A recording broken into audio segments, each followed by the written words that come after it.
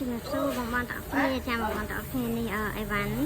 ដែលយើងឡើងលំអឲ្យបងប្អូនណាចាជាប្រភេទធំបាញ់ឆ្នាំប្រើអាគុយសុទ្ធតែម្ដងចាមានទាំងអាគុយតូចអាគុយធំ